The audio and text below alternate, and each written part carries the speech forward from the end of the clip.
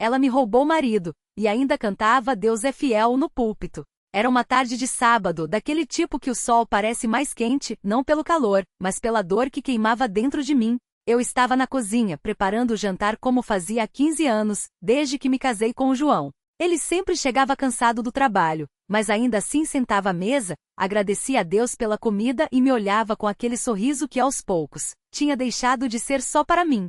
Não percebi quando as coisas começaram a mudar. Ou melhor, percebi, mas preferi ignorar, como quem fecha os olhos para não ver a tempestade se formando no horizonte. Tudo começou com pequenos detalhes. João passou a chegar mais tarde em casa, dizia que era o serviço, que o patrão estava exigindo horas extras. Eu acreditava, afinal, ele sempre foi um homem trabalhador, honesto, um dos irmãos mais dedicados na congregação. Mas então vieram as desculpas para não ir aos cultos de oração. Estou muito cansado, amor. Vou ficar em casa hoje. Eu aceitava, mas no fundo, uma voz sutil me alertava. Algo não estava certo. Até que um dia, enquanto arrumava suas roupas, encontrei um bilhete no bolso da camisa social dele. Era um papelzinho dobrado com uma letra que não era a minha. Tremi ao abrir. Não vejo a hora de te ver de novo.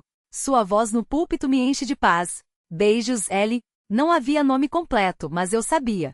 Só podia ser a Lúcia, a irmã que tinha chegado há pouco na congregação e que nas últimas semanas João elogiava demais. Como ela canta bem, não era, amor?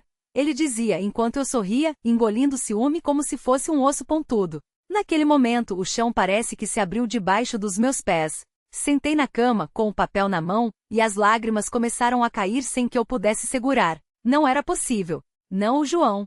Não o homem que orava comigo todas as noites, que me pedia para ler a Bíblia com ele, que dizia que eu era a bênção mais linda que Deus tinha lhe dado. Como?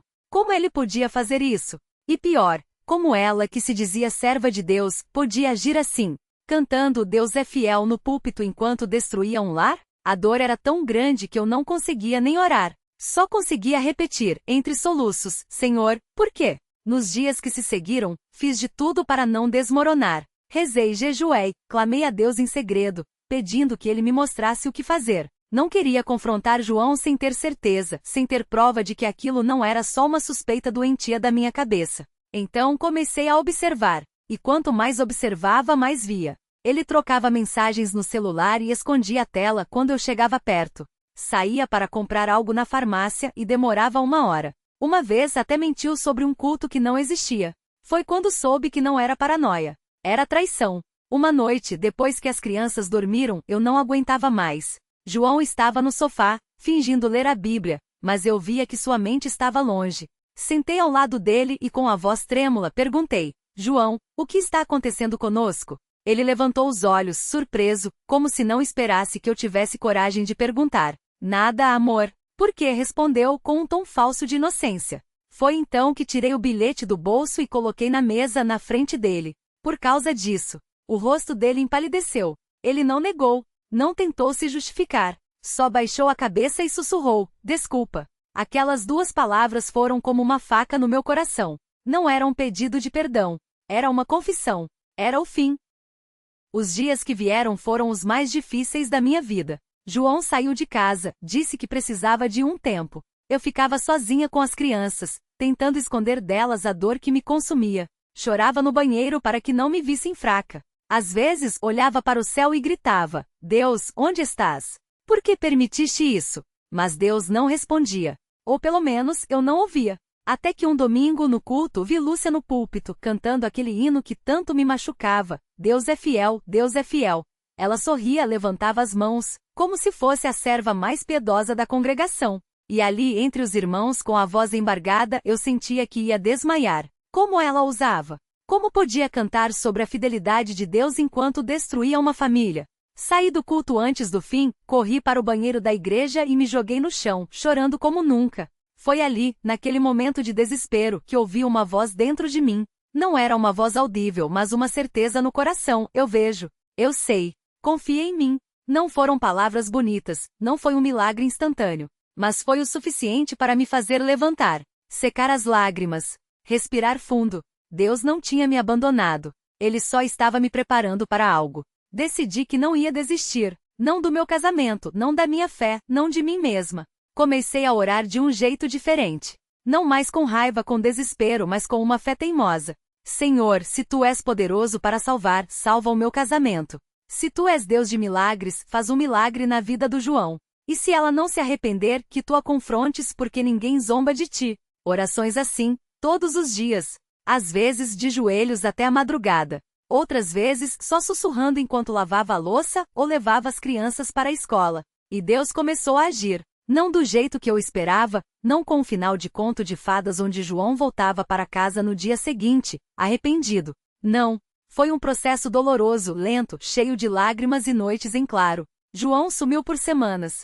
Não respondia minhas mensagens. Eu soube, por irmãos da congregação, que ele tinha ido morar com um primo em outra cidade. Lúcia, por sua vez, continuou cantando no púlpito, como se nada tivesse acontecido. Mas Deus não se deixa escarnecer. Um dia, o irmão que era ancião na nossa congregação me chamou para conversar. Ele sabia de tudo. Não por fofoca, mas porque João, em um momento de desespero, tinha procurado ele para pedir conselhos. O ancião me contou que João estava destruído, que ele tinha visto o erro, mas não sabia como voltar. Que Lúcia, ao contrário do que todos pensavam, não era uma irmã sincera. Ela tinha enganado a muitos, inclusive a liderança, com sua aparência de piedade. Mas Deus estava expondo tudo. Pouco a pouco, as máscaras caíam. Foi então que uma irmã da congregação, que trabalhava no mesmo lugar que Lúcia, me procurou. Com lágrimas nos olhos, ela me contou que Lúcia tinha sido desmascarada no trabalho. Alguém descobriu que ela mentia sobre sua vida, que falava mal dos irmãos pelas costas, que usava a fé como fachada. Ela foi demitida. E o pior, no culto seguinte, quando ela subiu para cantar, o irmão que dirigia o culto a chamou de lado e disse que ela não cantaria mais naquele dia. Não houve escândalo, não houve gritaria. Só a voz de Deus através da liderança dizendo, basta. João voltou para casa 3 meses depois.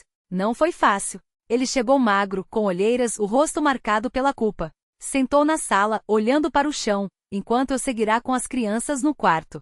Quando elas dormiram, fui até ele. Não com raiva, não com ódio, mas com uma paz que só Deus poderia ter me dado. João, eu disse, se você voltou porque acha que não tem para onde ir, pode sair. Mas se voltou porque entendeu que errou e quer reconstruir o que destruiu, então vamos começar. Ele levantou os olhos, cheios de lágrimas, e balbuciou, eu errei, amor. Errei feio. Mas eu quero voltar. Não para você, não só pelas crianças, para Deus. Porque ele me mostrou que eu estava no caminho errado. Não foi um final feliz imediato. Foram meses de reconstrução.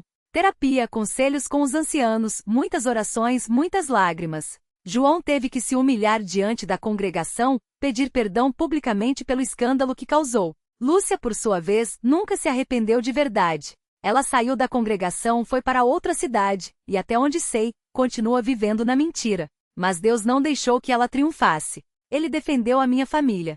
Hoje, passados 2 anos, posso dizer que Deus restaurou o que o diabo tentou destruir. João não é mais o mesmo. Ele é um homem quebrantado, humilde, que valoriza cada minuto em família. Nossas orações juntos voltaram a ser sinceras. Nossos filhos, que sofreram muito com a ausência dele, hoje têm um pai presente, que os ensina a amar a Deus de verdade.